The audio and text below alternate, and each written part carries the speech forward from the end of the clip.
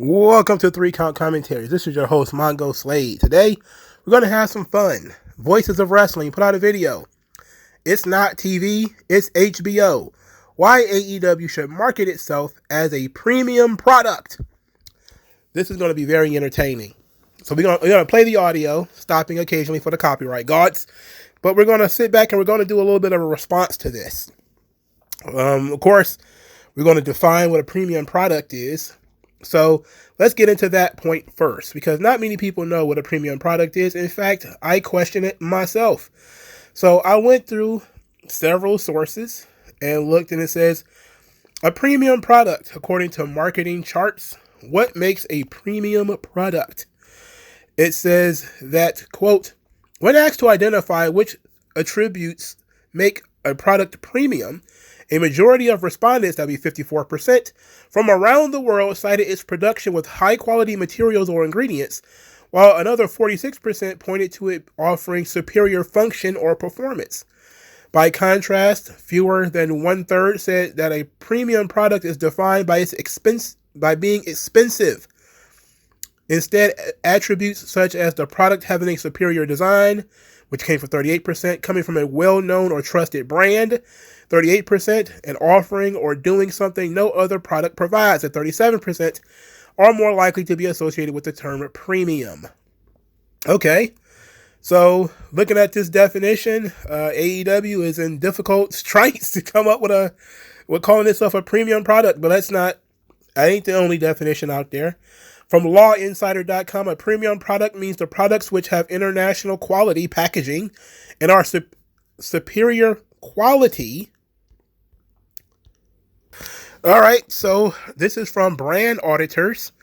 They have a premium brand is an individual company, product, or service generally perceived to have exceptional value in the target market's mind. When asked, most people associate premium with a higher price compared to other brands, but the high price is not the only characteristics of a premium brand. Here are some others. They outsell competitors on a per-unit basis, sales volume, profit margins, higher customer satisfaction ratings, 5-star reviews, that might be a good one for AEW, higher customer retention rates and repeat buyers, that might actually be a good one for AEW, a customer base that promotes the brand, also called brand loyalty, that's also pretty good for AEW. Brands with premium status share specific characteristics and traits that make them appear superior, since it's tricky to articulate exactly what a premium brand is. Okay, so now we've got several definitions of what a premium brand is. Let's hear their pitch for making AEW a premium brand. Let's see what they have to say. It's just so interesting that Tony Khan, who is a self-admitted fan of prestige TV, he talks all the time about how, his favorite shows are The Sopranos and Succession and all of this. And HBO, for many years, they had a slogan. And it was, it's not TV, it's HBO. And the idea behind that slogan was, look, we're not the over-the-air networks. We're not doing laugh track comedies. We're not doing, lame, stereotypical police procedure dramas with ominous music playing in the background. We're not doing that. It's not TV. It's HBO. All right, so okay, that's called a tagline where you create some level of differentiation between you and everything else. HBO literally was not over-the-air network. It was literally a premium channel. And what made HBO special was the fact that certain movies could only be seen on HBO. People didn't buy HBO because of The Sopranos. HBO, again, was created 20 years before The Sopranos came. All right. HBO was a thing in the 80s. So we're off to a rocky start. I get what he's saying, but we're off to a rocky start because HBO was literally different from other cable networks, which HBO had an upcharge attached to it. One of the first channel networks to ever really have an upcharge attached to it. But Okay, let's see where he's going with this. It's HBO. We're better than that. We're doing prestige television. We're a premium product. And maybe less people are going to watch The Sopranos than are going to watch Friends, but we know that our content's better. That was the idea behind that. Okay? And it's just funny to me that Tony Khan is such a fan of prestige TV and doesn't understand that, or hasn't understood for the majority of this year, has been listening to the wrong people. And it's a stop doing the equivalent of laugh track comedy television with your wrestling show, because the other company has cornered the market on that. All right, so at least that's a good point. You can't out WWE. That part is absolutely true. Again, when you look at the correlation between HBO and AEW, HBO had decades and decades of time to build up that prestige quality. And again, HBO used to have all sort of crazy stuff on it right before The Sopranos was created, but mostly it was something that people bought so they can watch movies. That was usually kind of it. They didn't have a lot of their own individual productions that were worth people paying for. People paid so they can watch movies that were out in the theaters and no longer were in the theaters anymore. You know, so but trying to produce AEW as a premium product, okay? You can't be what WWE is, so you have to be different, okay? Let's see if he's going to expound on that. Let them be the easily consumable, surface level pro wrestling for the unwashed masses. AEW should be a premium product, a premium wrestling product. AEW should be served on a silver platter with caviar and hors d'oeuvres. I'm sorry. You got to have some red wine with your dynamite. What is this guy talking about?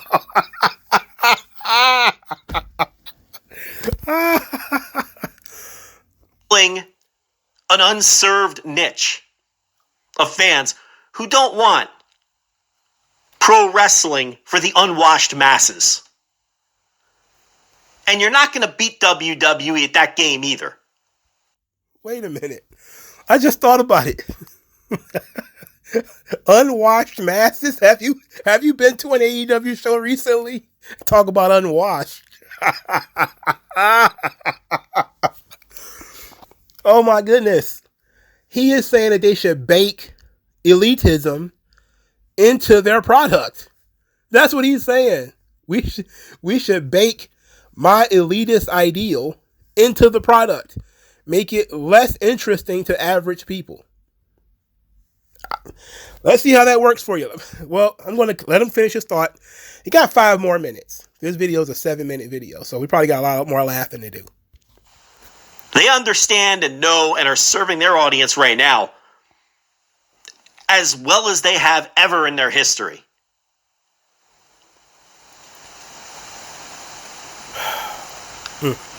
Okay. So I really think AEW would be best served to be a premium product, to market themselves as a premium product. It's not just enough to market yourself as a premium product. You actually have to have a perception that you're a premium product. AEW's perception. I mean, have you seen that they're 5 years in and they still have audio issues?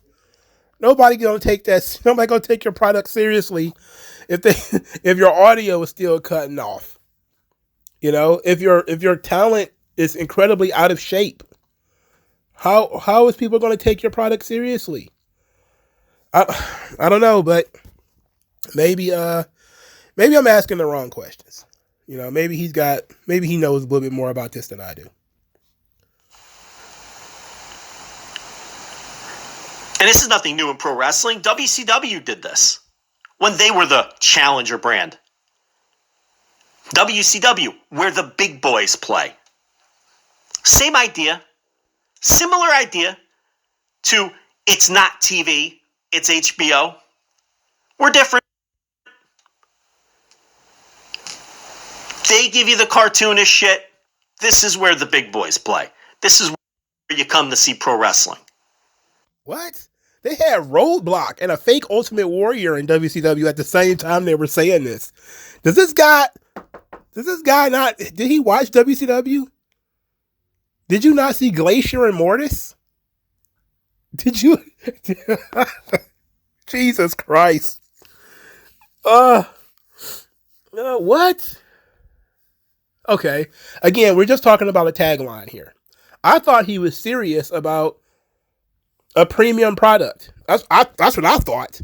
Like a prestige product. Like, in a comic book, there are prestige formats. There are atypical formats. They might be more pages. They might be a weird shape or whatever. They might cost a little bit more. Maybe the pages are bigger, etc. Graphic novels, for instance, they cost more. You buy one story in a big thing. Those are prestige formats. AEW is a pro wrestling show, just like every other pro wrestling show. You will have to change the format of the show in order for it to be anywhere near super unique. But if you just want to create a tagline, then anybody can do a tagline. That doesn't mean anything. Where the big boys play with a tagline, it never even made sense. I mean, look at the verb, play. Why were they playing? They were supposed to be fighting. This was been serious business.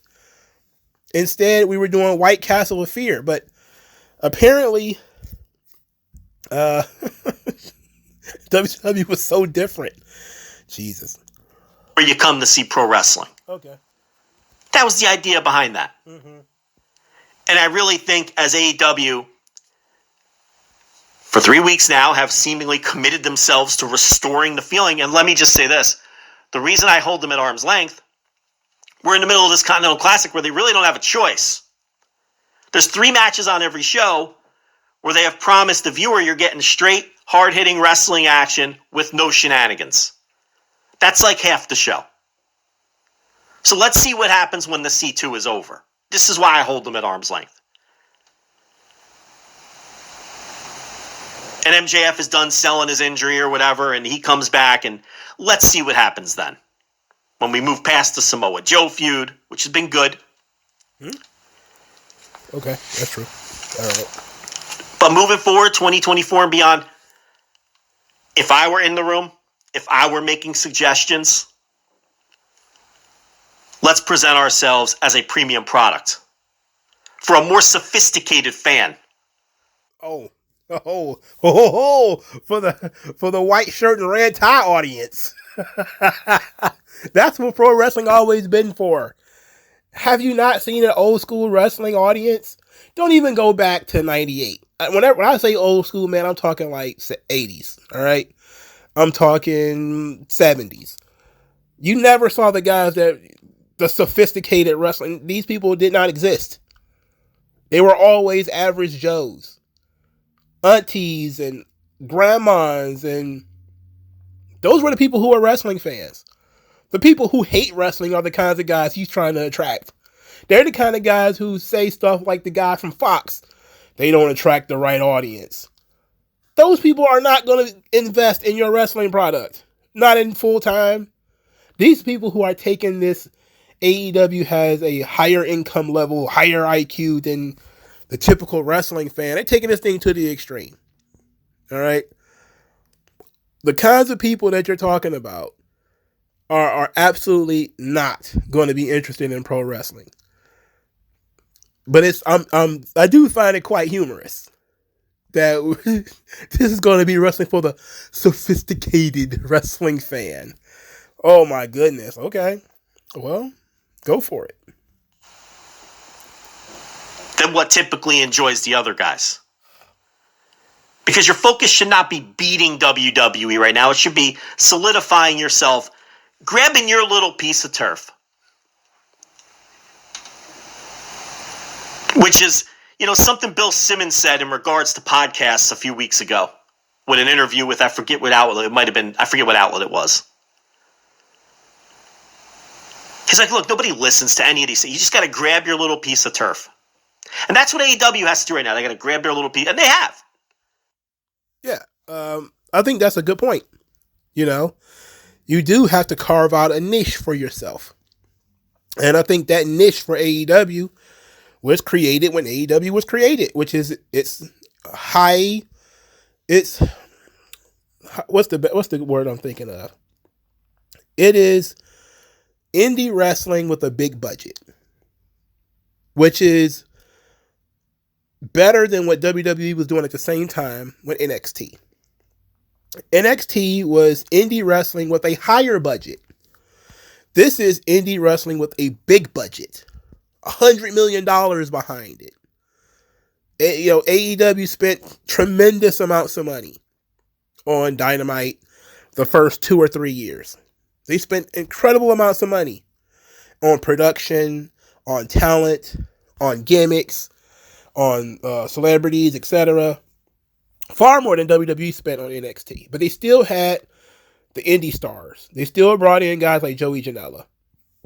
They had brought in guys like Warhorse, guys like Eddie Kingston, picking up people from the indie territories. That was the plan. And that's been the plan the entire time. AEW is the place where if you're a high-level indie performer, where you can make a lot of money without having to go to WWE. That's its niche. That's its corner of the market. Because you can't make WWE money in TNA. It's not going to happen. You can't make WWE money in New Japan. But you might be able to make that in AEW. That's its niche. That's what it is. It's big budget indie wrestling. That's how it's different. That's how everybody knows what it is. That's in the wrestling space. And all the success stories from AEW have been indie wrestlers who went over to AEW or started there. Okay? But they had to be an indie wrestler first because they haven't made any stars from scratch. I'm talking from scratch. And by that I mean like trained them in a system and brought them over and brought them through it. Everybody that's ever been AEW World Champion has been, well, Chris Jericho and Jon Moxley, they don't count. They came from WWE. But MJF was an indie wrestler. He worked for MLW, you know? CM Punk, of course, indie wrestler, but he also worked in WWE, so it's a little bit different. But CM Punk, Moxley, and Jericho, they added some credence to the company as they propelled it forward as something completely different. It's so different from WWE. You get so much freedom. There's no scripts. There is no blah, blah, blah. There's no backstage shenanigans until there was. That's how it was. That was its niche. It was just like an indie show. You show up, you work, you get paid. No house shows. You just work TV and pay-per-views, and you could continue doing what you do. No restrictive contracts telling you you can't go work for GCW if you want to until they came. Until they came. Of course, they eventually did come. Those restrictive contracts telling you that you can't go work anywhere else.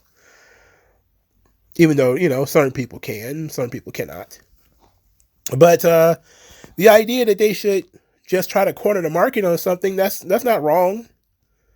It's just that they've already done that. And they found the market small.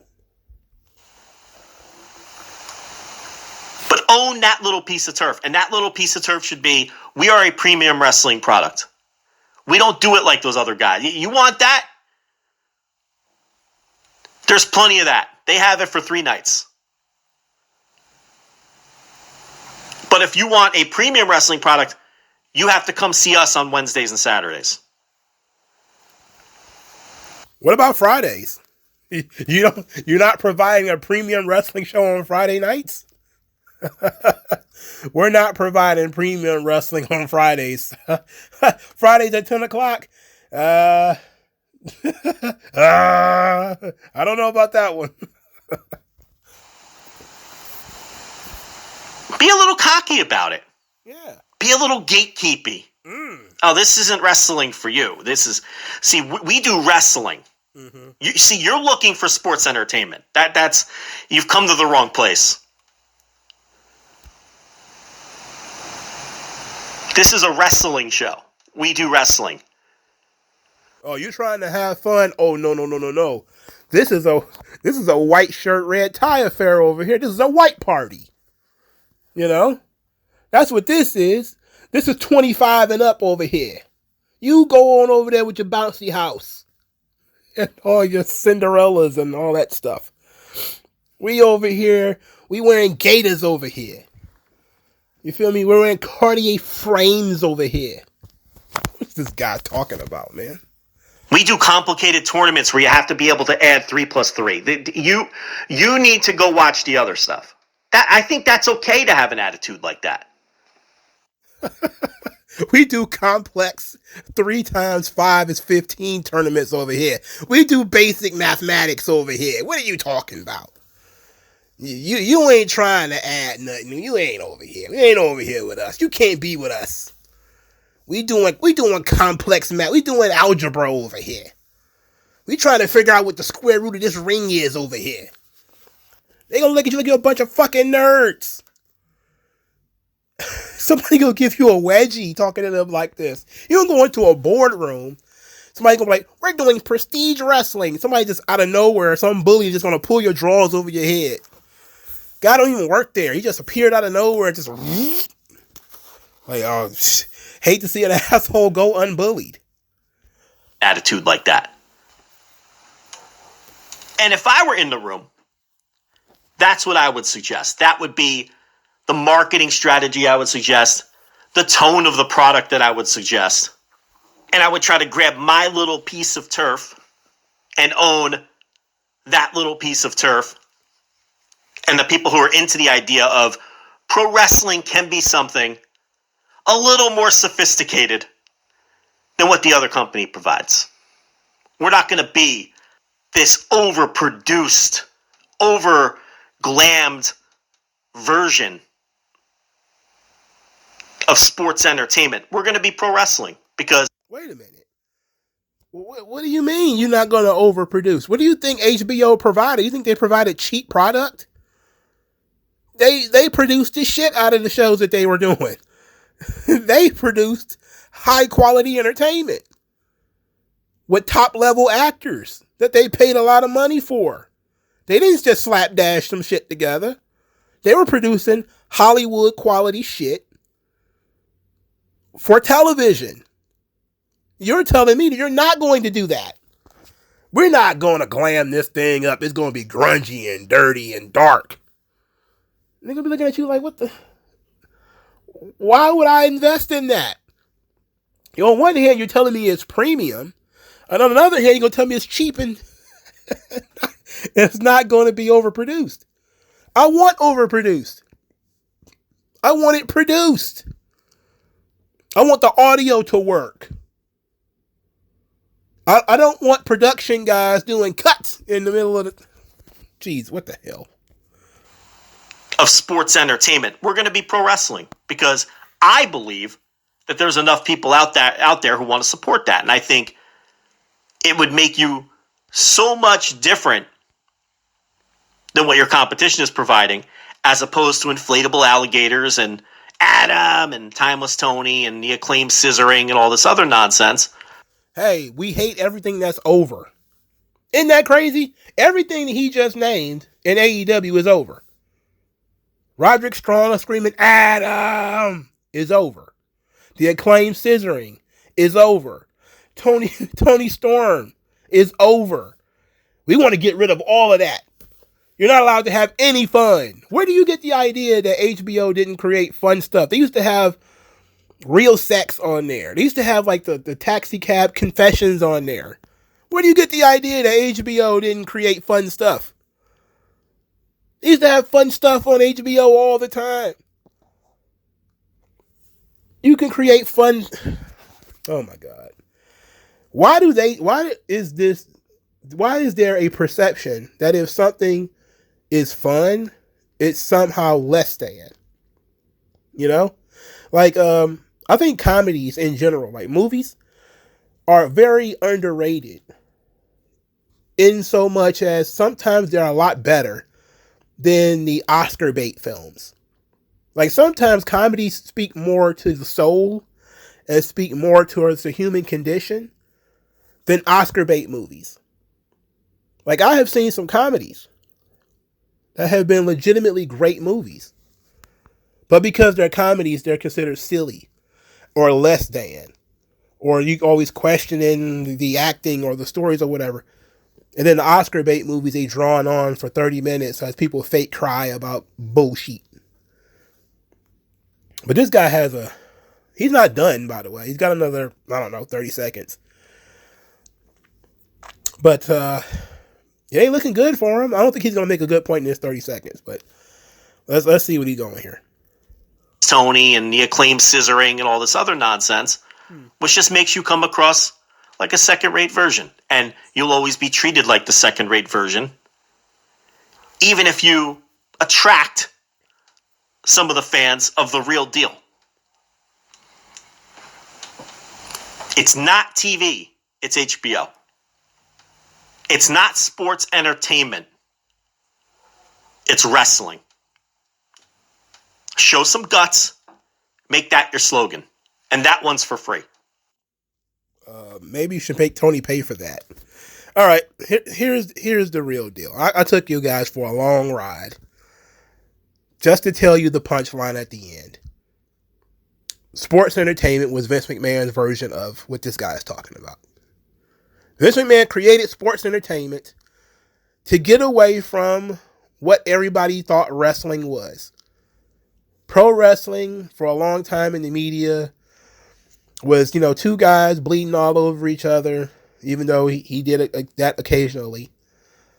But it was, the smoky bingo halls and the kind of stuff that you see in the WWE myths. Vince McMahon took it from the smoky bar rooms and brought it to television and all this kind of stuff. That's what sports entertainment was all about. Sports entertainment is literally just a tagline. That's literally all it is. But it was a better descriptor of what the genre is. So this guy is saying you need to differentiate yourself from sports entertainment. It's like WWE is literally the only wrestling company that calls itself sports entertainment. It's literally the only one. Everything else is we're real pro wrestling. Literally everybody else. So, literally when Vince created it, people started complaining about the whole sports entertainment thing. And Vince created it for a very specific reason. To differentiate his product from everybody else's product. That was the reason behind it. Here is 1991 Sports Illustrated. Vince McMahon has transformed pro wrestling from a sleazy pseudo-sport to booming family fun. I'm just going to read this one package. This one little piece here. Be it myth, sports, spectacle, or simply wretched excess, pro wrestling has in recent years emerged from its squalid halls and remodeled itself up to a point. The current WWF version retains the classical mythical images of wrestling, what Barthas called the great spectacle of suffering, defeat, and justice. But there is another kind of myth on display. An American business myth that has sprung from the brow of the huckster genius who excels at the non-Greek arts of marketing, television production, merchandising, and a unique type of cross-media promotion that combines comic book hype with hardcore hokum to produce a showbiz package so flamboyant that it makes the Macy's Thanksgiving Day Parade look like a Russian funeral procession. The man who has given birth to this garish package is a tall, bulging bodybuilder named Vincent K. McMahon. To the fans of the WWF, he is well known as one of the often clownish TV announcers who, in their hoarse efforts to describe what is going on in the ring, seem to sweat, bellow, and suffer even more than the wrestlers themselves.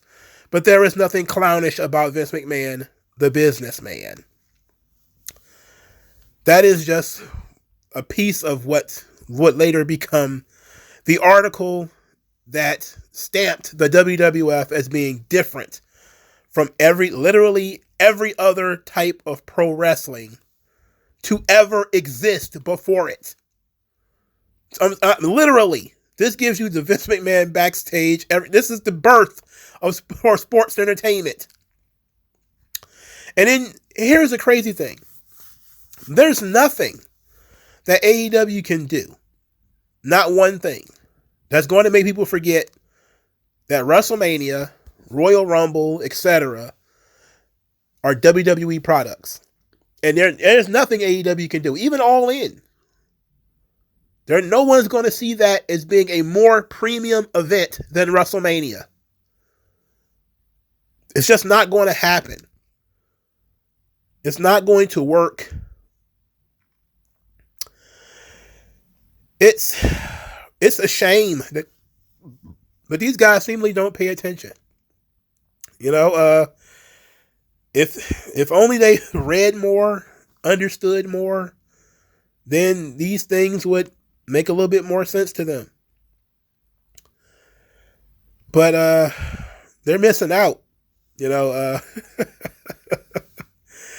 this article gave birth to sports entertainment.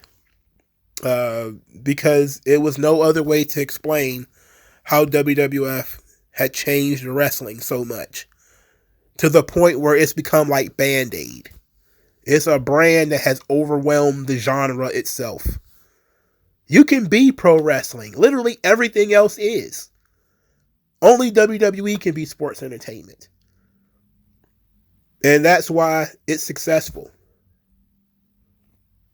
Even though we know that sports entertainment is just it's basically like a way to describe all of pro wrestling. But all right, thank you guys for stopping by.